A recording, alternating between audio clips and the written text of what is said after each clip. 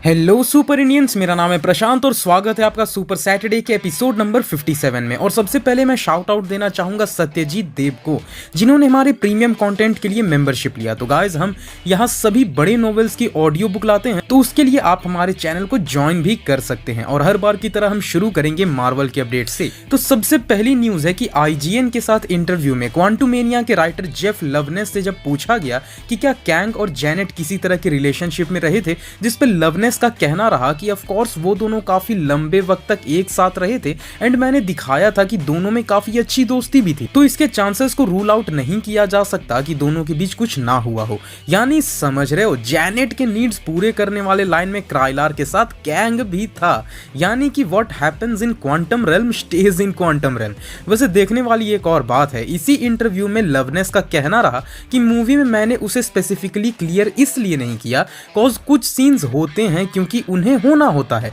हर चीज की back story या कोई रीजन हो, मैं ये नहीं मानता। यानी समझे, मैं अब समझा कि क्वांटुमेनिया की स्टोरी इतनी वीक क्यों थी, क्योंकि लवनेस भैया तो चीजों को सीरियसली लेते ही नहीं। पता है, मुझे सच में नहीं पता लवनेस भैया कहां से स्टोरी राइटिंग सीखे हैं, बट लवनेस भैया प्लीज, आपके इस मजे में MCU के मूवीज के स्टोरी वीक हो रहे हैं। और कसम से इस बंदे को उन्होंने कैंग डायनेस्टी दे रखा है। वैसे ये जैनेट के सैक सुक्स और लवनेस पे आप सबका क्या मानना है कमेंट्स में बताएं। पर अभी रुको, लवनेस भैया के चुतिया पे अभी बाकी हैं। वाइटल थ्रिल्स के साथ इंटरव्यू में लवनेस भैया ने कहा कि जो फैंस मोडॉक को ना पसंद कर रहे हैं, मैं उन फैंस की बात सुनना भी नहीं चाहता। और जो लोग सोच रहे हैं कि काश कैंग डायनेस्टी में उन्हें मोडॉक का कोई सीरियस वेरिएंट दिखेगा, तो मैं उनसे कहना चाहता हूं कि अगर ऐसा होता है तो मैं उसका इससे भी ज्यादा बेहुदा वेरिएंट दिखाऊंगा। लवनेस तो इस हद तक चले गए कि उन्होंने ये तक कह डाला कि जब तक मैं जिंदा हूं, मैं इस विलन को सीरियस दिखाने ही नहीं दूंगा। मतलब देख रहे हो यार, ये बंदा एक अच्छे खासे कैरेक्टर को बर्बाद भी करा, अब उस पर क्रिटिसिज्म भी नहीं सुनना चाह रहा है एंड उस पर भी अड़ा हुआ है कि मैं तो इस कैरेक्टर को और बर्बाद करूंगा। यार अब तो कैंग डायनेस्टी मूवी का भगवान ही मालिक है। मैं इतने बेवकूफी भरे स्टेटमेंट्स पे अपने कोई ओपिनियन नहीं दे सकता। आप सभी जो सोचते हो कमेंट में बता देना। नेक्स्ट न्यूज भी इन्हीं महाशय से जुड़ी हुई है। तो दी डेली बीस्ट से बात करते हुए लवनेस ने बताया कि जैसे ही उन्होंने मूवी के खराब अर्ली रिव्यूज देखे, उनके होश उड़ गए। उन्होंने कहा, मैं हैरान था कि कैसे ये मूवी क्रिटिक्स को पसंद नहीं आई। मैंने कैंग और जैनेट को कितना अच्छा लिखा था, कैसे कोई नापसंद कर सकता है। पता है, इस बंदे को कोई कहे कि मूवी का नाम दोबारा पढ़ो। मूवी का नाम है Ant Man and the Wasp. Ant Man, Wasp, Ant Man और वॉस्प। ध्यान देना भाई, जैनेट और कैंग की मूवी नहीं थी। और ये बंदा इस बात का इतना गुमान भी कर रहा है। यार केविन फाइगी इस बंदे को कहां से उठा के लाया है भाई, समझ नहीं आ रहा। अगली न्यूज है मैडम वेब मूवी से। तो इंडस्ट्री इनसाइडर जेफ स्नाइडर ने ये बताया है कि सिडनी स्वीनी इस मूवी में दूसरी स्पाइडर वुमेन का रोल निभाएंगी। यानी कि सिडनी मूवी में जूलिया कारपेंटर का रोल करने वाली है। वैसे ये रूमर काफी पहले भी एक बार आया था, बट इस बार लग रहा है कि ये कंफर्म ही मानकर चला जाए। वैसे भी मैं तो इस मूवी के लिए डकोटा और सिडनी दोनों की वजह से एक्साइटेड हूँ। आप सबका क्या मानना है कमेंट्स में बताना। अब जिमी की लाइव शो में जॉन फेवरू ने एक कमाल की चीज सबको बताई। उन्होंने एक क्लिप रिलीज किया जो कि आयरन मैन मूवी में नहीं डाली गई थी। ये एक पोस्ट क्रेडिट सीन है जहां निक फ्यूरी जब टोनी से मिलने आते हैं तो टोनी कहता है, तुम कौन हो? फ्यूरी कहता है, मदर।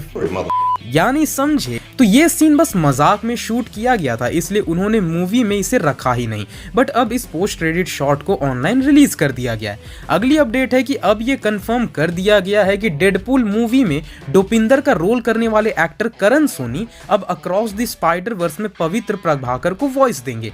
अब मूवी में पवित्र का क्या रोल होगा वो क्लियर नहीं किया गया है, बट ये जरूर बताया गया है कि वो एक अहम पार्ट प्ले करने वाला है। तो देखा जाए तो ये एक अच्छी बात है कि सोनी इस चीज पे ध्यान दे रहा है, अपने एसेट्स भी यूज कर रहा है और दुनिया की सबसे पॉपुलेटेड कंट्री में मार्केटिंग भी हो रही है।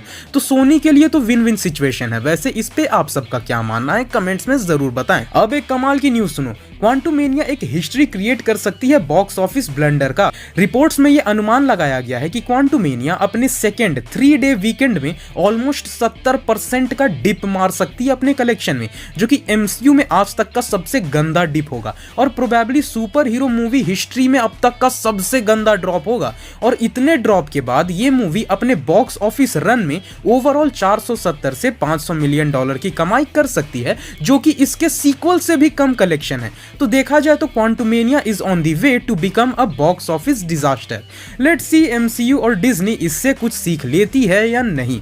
वहीं डेयरडेविल फैंस के लिए अच्छी न्यूज है, तो ट्विटर पर एक वीडियो आया था जहां चार्ली कॉक्स को न्यूयॉर्क सिटी में देखा जा सकता है। अब डेयरडेविल बॉर्न अगेन की शूटिंग फरवरी से ही शुरू होने वाली थी, तो ऐसा लग रहा है कि चार्ली सेट पर पहुंच चुके हैं और शूटिंग शायद अब शुरू हो चुकी है। वैसे ये शूटिंग पूरे साल चलेगी एंड नाउ लेट्स होप कि ये सीरीज बिल्कुल डेयरडेविल वाली वाइब दिला पाए। अगली न्यूज है कि मैथ्यू बेलोनी के पॉडकास्ट में उन्होंने बताया कि अक्रॉस द स्पाइडर वर्स के प्रोडक्शन में काफी अड़चनें आई थी। मैथ्यू ने बताया कि जिस तरह ये मूवी बन रही थी शुरुआत में काफी दिक्कतें आई, कई चीजों को पूरी तरह स्क्रैप करके सब कुछ दोबारा से शुरू करना पड़ रहा था और यही कारण है कि ये movie into the Spider Verse से ज्यादा महंगी हो गई है। और अगर आप सबको भी याद हो गाइस, तो पिछले सुपर सैटरडे में मैंने बताया था कि किस तरह अक्रॉस द स्पाइडर वर्स 2022 में आने वाली थी पर फिर डिले हो गई थी, तो शायद ये भी वो कारण हो सकता है। अगली न्यूज है कि एक इंटरव्यू में क्वांटुमेनिया के डायरेक्टर पेटन रीड ने बताया कि अवेंजर्स ने खुद से स्कॉट लैंग को ही चुना था कि वो एंड गेम और थैनोस के साथ लड़ाई की कहानी को लोगों तक पहुंचाए। तो मूवी में जो हमने देखा कि स्कॉट ने अपनी ऑटोबायोग्राफी लिखी जिसमें उसने सब कुछ बताया, तो वो फैसला अवेंजर्स ने ही लिया था कि स्कॉट ऐसा करे। अब एक गजब की अपडेट है फंटास्टिक 4 से रिलेटेड। डेडलाइन के साथ इंटरव्यू में मार्वल स्टूडियोज के VP of production and development Nate Moore से जब ये पूछा गया कि एमसीयू में फंटास्टिक 4 पहले आएंगे या एक्समैन, तो इस पे उन्होंने सीधे बता दिया कि फंटास्टिक 4 पहले आने वाले हैं और उनका रिबूट कुछ ऐसा होगा जो फैंस सोच भी नहीं रहे होंगे। तो गाइस अब हमें क्लियर हो गया है कि एमसीयू में म्यूटेंट्स अब कब दिखने वाले हैं। वैसे ये सही भी है कॉज फंटास्टिक 4 पहली सुपर हीरो फैमिली थी कॉमिक के दुनिया का, तो उन्हें पहले लाने का तो मतलब भी बनता है। अगली अपडेट एक्समैन 97 से रिलेटेड है। तो इनसाइडर केसी वॉल्श ने फैंस को यह बताया कि एक्समैन 97 टोटली 4 सीजन्स का होने वाला है। अब ये अपडेट ठीक तब आया जब कुछ वक्त पहले शो के वॉइस आर्टिस्ट कैल डॉड ने बताया था कि वो सीजन 2 के वॉइस ओवर में लग चुके हैं। तो गाइस देखा जाए तो ये लग रहा है कि मार्वल इस शो को लेके वाकई सीरियस है और केसी वॉल्श ने ये भी बता दिया कि ये शो फॉल 2023 में ही आएगी। तो बहुत हुए मार्वल के अपडेट्स, अब चलते हैं सीधा डीसी के अपडेट्स की तरफ। तो सबसे पहली न्यूज एक रूमर है और ये रूमर है कि नए डीसीयू के Batman movie Brave and the Bold को डायरेक्ट करने के लिए बेन एफ्लेक आ सकते हैं। अब बेन एफ्लेक नए डीसीयू से जुड़े रहेंगे ये बात जेम्स गन ने कही तो थी, बट वो किस मूवी के साथ जुड़ेंगे वो अभी तक नहीं बताया गया है। वहीं ये रूमर अब आ चुका है, तो देखना दिलचस्प होगा कि डीसी स्टूडियो अपने तरफ से क्या अनाउंस करता है। वैसे अगर बेन एफ्लेक इसे डायरेक्ट करने आए हैं तो कैसा रहेगा, इस पे आप अपने ओपिनियन कमेंट में जरूर बताना। वहीं अगली न्यूज है कि शज़ैम फ्यूरी ऑफ गॉड्स में दिखने वाली रेचल ज़ेगलर ने यह बताया है कि इनिशियली उन्होंने सुपर गर्ल के रोल के लिए ऑडिशन दिया था पर वो उसमें सेलेक्ट नहीं हुई थी, बट उसके जगह उन्हें शज़ैम में रोल दे दिया गया। वैसे साशा भी सही ही लग रही है सुपर गर्ल के रोल में। वैसे सुपर गर्ल से याद आया कि दी फ्लैश मूवी से एक नया टीवी स्पॉट आया है जिसमें सुपर गर्ल का एक काफी क्लियर शॉट दिया गया जहां हम सुपर गर्ल के पूरे अपीयरेंस को देख सकते हैं। इसे आप अपने स्क्रीन पर देख पा रहे हैं। तो मैं तो सुपर गर्ल के परफॉर्मेंस के लिए ज्यादा एक्साइटेड हूं फ्लैश मूवी में। आप सब किसके लिए एक्साइटेड हैं कमेंट्स में जरूर बताएं। वहीं रेडिट के सवालों का जवाब देते हुए शज़ैम फ्यूरी ऑफ गॉड्स के डायरेक्टर डेविड सैंडबर्ग ने बताया कि फ्यूरी ऑफ गॉड्स मूवी में किसी भी तरह के चेंजेस नहीं किए गए हैं। फैंस का कहना था कि नए डीसीयू के वजह से जेम्स गन ने किसी तरह के चेंजेस करवाए हैं। इसी पे डेविड ने बताया कि फ्यूरी ऑफ गॉड्स के इवेंट से नए डीसीयू में कोई खासा असर नहीं पड़ने वाला, इसलिए उनसे मूवी में कुछ भी चेंजेस नहीं करवाए गए हैं। अब गाइज ये अच्छी बात है या बुरी कहा नहीं जा सकता। ये कहीं शज़ैम के फ्यूचर को स्क्रैप करके सबको नौकरी से ना निकाल दें, कॉज असर तो डीसीयू पे वैसे भी नहीं पड़ रहा।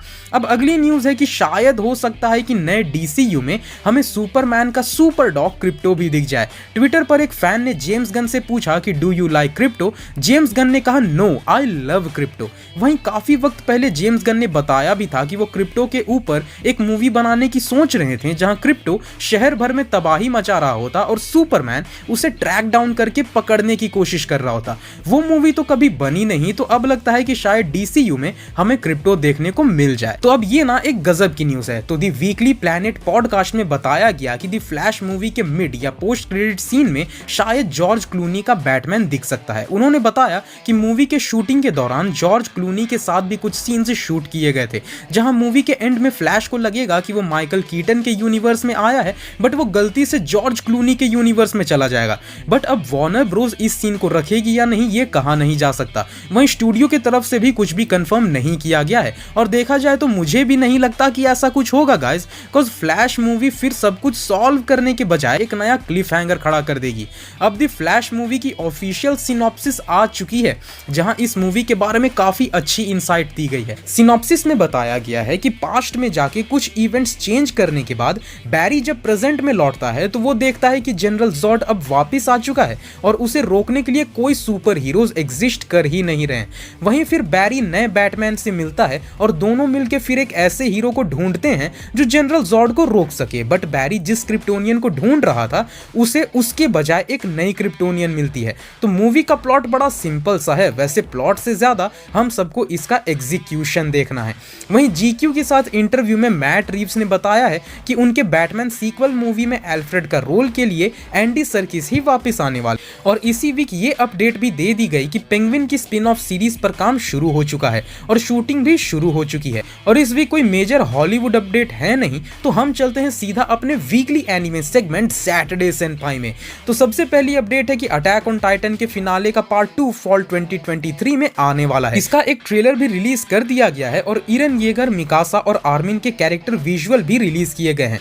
तो इस साल फाइनली भयंकर ताताकाय होने वाली है। अगली बड़ी अपडेट है कि demon slayer sword Smith village arc यानी कि सीजन 3 से एक ट्रेलर रिलीज किया गया है, एक स्पेशल विजुअल भी रिलीज किया गया है और इसके रिलीज डेट को फाइनली अनाउंस कर दिया गया है। तो डीमन स्लेयर का सीजन 3 9 अप्रैल से प्रीमियर होगा। वहीं क्यूट सी एनिमे कुमा कुमा कुमा बेयर का सेकंड सीजन 3 अप्रैल से प्रीमियर की जाएगी और इसके लिए एक स्पेशल विजुअल भी रिलीज किया गया है। साथ ही upcoming Megumin spin off series Konosuba and Explosion on This Wonderful World से एक नया ट्रेलर रिलीज किया गया है और उसका ओपनिंग और एंडिंग थीम भी। ये एनिमे 5 अप्रैल से प्रीमियर होगी।